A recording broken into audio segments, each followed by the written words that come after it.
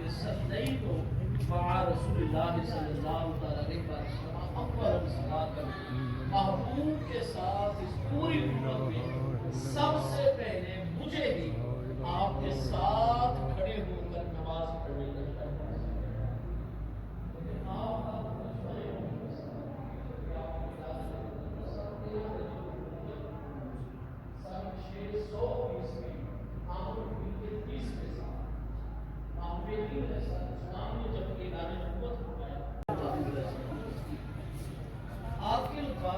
آزاد مردوں میں جس ہستی نے سب سے پہلے کلمہ اسلام پڑھا وہ ہستی ہے جو ہمارے پیارے آقا کریم علیہ السلام کی دیرینہ و رفیق اور گہرے یار اور دوست ہے، اور حضور مولا مرتضیٰ شیر خدا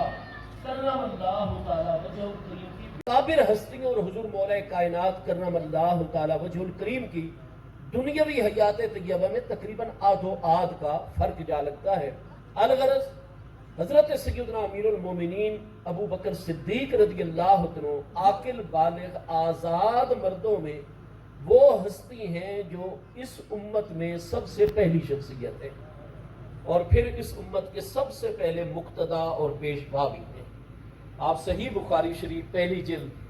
کتاب الصلاۃ کے اندر بھی آپ دیکھیں گے، اور بخاری پہلی جلد صفحہ 538 کتاب المناقب میں بھی دیکھیں گے کہ ہمارے پیارے آقا کریم علیہ التحیات و تسلیم کی قربان جائیں ذات بابرکات سے جب تکلیف نے بہت زیادہ شرف حاصل کرنا شروع کر دیا اور ایام وصال اقدس قریب آ گئے، تو پھر ہمارے پیارے آقا کریم علیہ السلام آپ نے جمعہ کی نماز جو آخری حیات طیبہ کا جمعہ مبارکہ ہے صفر المظفر سن 11 ہجری، ہاں جی، اور یہ تقریباً بنتا ہے مئی کے بالکل آخری دن جا بنتے ہیں، یا جون کے بالکل ابتدائی دن 632 سنہ عیسوی 11 سنہ ہجری، محبوب علیہ السلام نے جمعہ کی نماز خود پڑھائی تھی، اور آپ نے دستار مقدس امامہ شریف کے اندر جو ہے تو آپ نے باقاعدہ بڑی سخت کر کے پٹی جو ہے وہ باندھی ہوئی تھی، چونکہ تکلیف بہت زیادہ شرف حاصل کر رہی تھی۔ تو اسی حالت طیبہ میں آپ نے خطبہ جمعہ بھی ارشاد فرمایا، امامت بھی کروائی۔ جب نماز جمعہ ادا کر لی تو حضرت سیدنا امیر المومنین ابو بکر صدیق رضی اللہ عنہ حاضر خدمت ہوئے اور عرض کی حضور پہلے کی نسبت آج طبیعت مبارکہ قدر افاقہ مجھے نظر آ رہا ہے، اور حضور نے خود ہم غلاموں پر کرم فرمایا، جمعہ ہمیں پڑھایا، اگر حضور کو پسند ہو، حضور اگر اجازت عطا فرمائیں تو میں مدینہ طیبہ سے 1 میل باہر اپنی چوتھی زوج محترمہ حضرت حبیبہ بنت زید بن خارجہ رضی اللہ تعالی عنہ کے ہاں جا کر آج عصر کی نماز مغرب عشاء ادھر ادا کروں، کچھ ٹائم اپنے ان بچوں کو دوں، اور پھر تہجد پڑھتے ہی اذان فجر کے وقت حضور کے قدموں میں آ جاؤں گا اور فجر حضور کے ساتھ پڑھوں گا۔ یہ حضرت امیر المومنین ابو بکر صدیق بڑی تفصیل اور صحیح اسناد کے ساتھ آپ کی یہ درخواست کتب احادیث میں موجود ہے۔ ہمارے پیارے آقا کریم علیہ السلام نے خوشی خوشی حضرت صدیق اکبر کو اجازت عطا فرما دی، وہ قدم بوسی کر کے، کیونکہ محبوب علیہ السلام کے نورانی مقدس اہل بیت اطہار رضوان اللہ تعالی علیہ مجمعین اور محبوب علیہ السلام کے تمام پیارے صحابہ کرام مہاجرین و انصار ہوں یا فتح مکہ کے بعد محبوب کی بارگاہ میں حاضر ہونے والے پیارے صحابہ کرام ہوں، سب کا یہ طریقہ تھا، وہ اس وقت محبوب علیہ السلام کے مزاج اقدس اور طبیعت مبارکہ کو بھی فوراً پڑھ لیا کرتے تھے۔ صلی اللہ علیہ یا رسول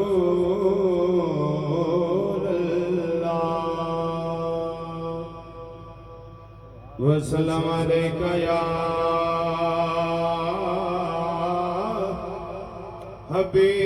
حبیب اللہ صلی اللہ علیکہ یا رسول اللہ وسلم علیکہ یا حبیب اللہ۔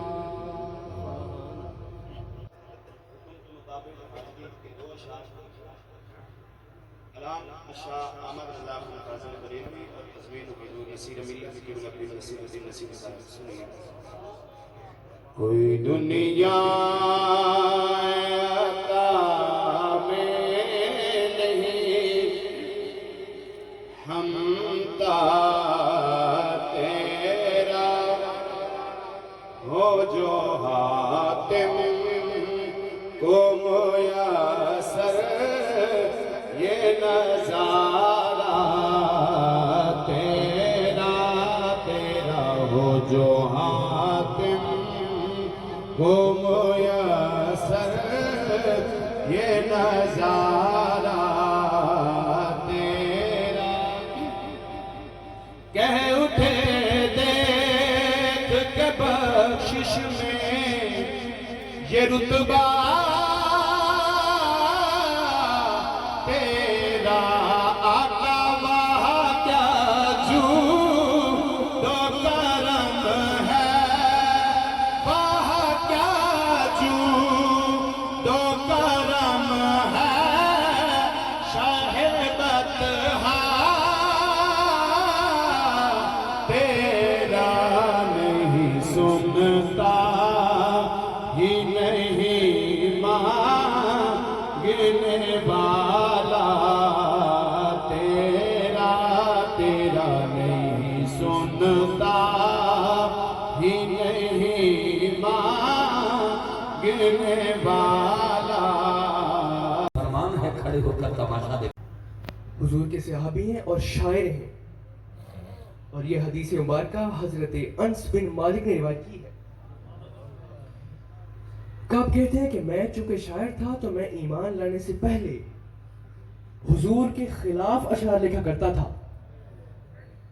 فتح مکہ کے بعد اللہ نے دل کے حال کو بدل دیا، بھائی ایمان لے آئے اور کعب بھی ایمان لے آئے۔ اب ایمان لے آئے تو دل چاہا کہ حضور کا دیدار کروں، اپنے آقا کو تکوں، تو کیا کیا کہ اپنے چہرہ کو چادر سے ڈھانپا اور اجنبی بن کر مدینہ منورہ آ گئے۔ آ کر حضور کا پوچھا تو پتا چلا کہ حضور مسجد میں تشریف فرما ہے، تو ویسے ہی اپنے چہرہ کو ڈھانپا ہوا ہے اور اجنبی بن کر آ کر حضور کی محفل میں بیٹھ گئے۔ آج پوچھتے ہیں حضور کو سنا اور پھر سوال کرتے ہیں کہ حضور اگر کوئی شخص کافر ہو اور ایمان لے آئے تو کیا اس کے لیے معافی کی گنجائش ہے؟ حضور نے فرمایا ہاں ہے۔ پھر سوال کرتے ہیں کہ حضور اگر کوئی شخص ایمان لانے سے پہلے آپ کے خلاف باتیں کرتا رہا ہو، آپ کے خلاف اشعار لکھتا رہا ہو اور پھر بعد میں ایمان لے آئے تو کیا اس کے لیے بھی معافی کی گنجائش ہے؟ حضور نے فرمایا ہاں ہے۔ پھر سوال کرتے ہیں کہ حضور اگر کعب بن زہیر جیسا شخص ہو، حضور کعب بن زہیر جیسا بندہ ہو اور ایمان کی توفیق مل جائے، ایمان لے آئے، تو کیا ایسے بندے کے لیے بھی معافی کی گنجائش ہے؟ حضور نے فرمایا بالکل ہے۔ اس پر انہوں نے اپنے چہرے سے نقاب اتارا اور کہتے ہیں کہ حضور کعب ہاتھ میں، حضور کے دست انور پر بیعت کی اور پھر جب اٹھنے لگے تو کہتے ہیں کہ حضور نعت بھی لکھ کر لایا ہوں۔ قربان جے ذرا ذہنوں میں لائے وہ منظر، آقا نعت بھی لکھ کر لایا ہوں، اجازت ہو تو سنا دوں؟ حضور نے فرمایا اجازت ہے۔ اور پھر انہوں نے بہت طویل قصیدہ پڑھا جو کہ علماء کرام نے اپنی کتب میں نقل کیا ہے، اور قصیدہ پڑھتے پڑھتے جب کعب اس مصرع پر پہنچے تو حضور نے کچھ کیا کہ قصیدہ پڑھتے پڑھتے جب کعب اس مصرع پر پہنچے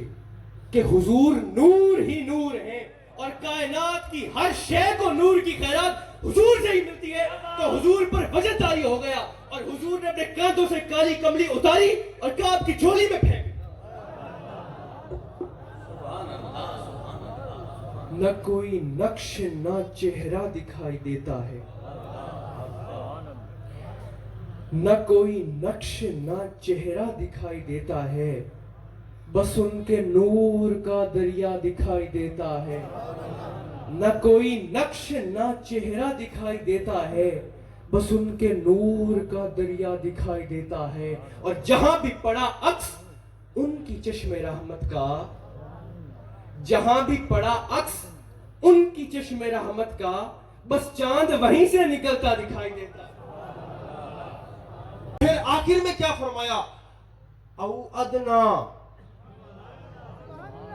او ادنا، کہ اس قدر بلند کر دی گئی کہ حضور کی شان کی کوئی حد نہ رہی سوائے ایک حد کے کہ خدا خدا رہا اور مصطفیٰ مصطفیٰ رہا، کوئی اور حد نہ رہی۔ اور دوسری جانب پھر ہم دیکھیں کہ قرآن کریم بول اٹھا۔ میں نے پچھلے عرص مبارک پر بھی عرض کیا تھا کہ سورہ توحید نے ہمیں ایک نقطہ سمجھا دیا کہ قل هو اللہ احد، محبوب کہہ دیجئے کہ اللہ ایک ہے، کہہ دیجئے کہ اللہ ایک ہے۔ تو یہ جو وسیلے کی بات کرتے ہو، وسیلے کی بات، محبوب کہہ دیجئے ان سب سے کہ اللہ ایک ہے۔ تو جب اللہ اللہ ہو کر رسول کے وسیلے کے بغیر اگر اپنے بندے سے بات نہیں کرتا، اللہ اللہ ہو کر جب اپنے رسول کے وسیلے کے بغیر اپنے بندے سے بات نہیں کرتا، تو بندے تو بندہ ہو کر رسول کے وسیلے کے بغیر اللہ سے بات کرنے چاہیے۔ رہے ہیں، انتظار کر رہے ہیں۔ میں گزارش کرتا ہوں محمد ابو ذر بن محمد شان کہ جنہوں نے الحم سے لے کر والناس تک قرآن پاک مکمل ناظرہ مکمل کر لیا ہے، میں گزارش کرتا ہوں کہ قبلہ حضور پیر سید محمد ذیشان رسول شاہ صاحب بخاری آپ اپنے دست مبارک سے اسناد عطا کریں گے، اور قبلہ حضور ڈاکٹر پیر مفتی جگر گوشہ قبلہ بابا جی ابو نصر حضور پیر محمد مظہر فرید شاہ صاحب دامت برکاتہم عالیہ، آپ سے گزارش کرتا ہوں کہ آپ اپنے دست مبارک سے بچوں کی دستارداری فرمائیں۔ محمد ابو ذر بن محمد شان، دوسرے خوش نصیب اطہر حبیب بن مال ریاض احمد جاوید، جلدی سے آئیں جی، جلدی سے۔ تیسرے خوش نصیب روشان علی ود قاسم علی، چوتھے خوش نصیب محمد آفتاب عامر بن محمد عامر رضا گازر، آ رہے ہیں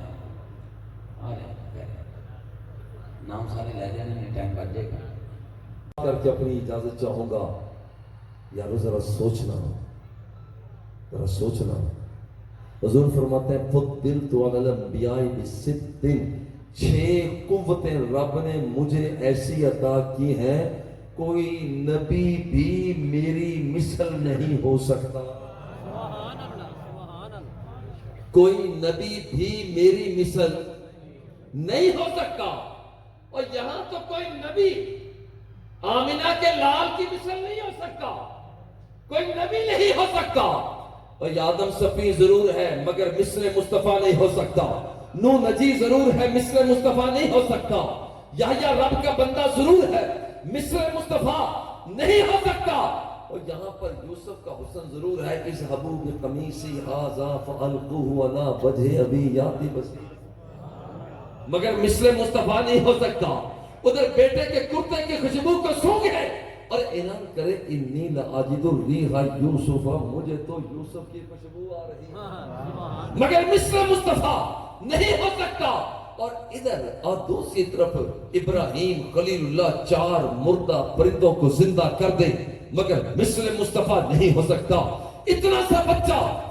سا بچہ اسماعیل ذبیح اللہ ننھے ننھے قدموں کے ساتھ زمین پر اپنی ایڑیوں کو رگڑ کر چشمہ زمزم کو جاری کر، مثل مصطفیٰ نہیں ہو سکتا۔ یارو ادھر موسیٰ کلیم اللہ ڈنڈا پتھر پہ مار کے 12 چشموں کو جاری کر دے، مثل مصطفیٰ نہیں ہو سکتا، مثل مصطفیٰ نہیں ہو سکتا۔ عیسیٰ روح اللہ ابری الاکمہ والابرص واحیی الموتیٰ باذن اللہ، جاؤ بیمار تمہارا ہوگا صحت میں دے دوں گا، مردہ تمہارا ہوگا ہاتھ میں لگاؤں گا میرا اللہ شفا دے دے گا، اس کے باوجود مثل مصطفیٰ ہو سکتا مثل مصطفیٰ ہو سکتا نہیں ہے. آدم کو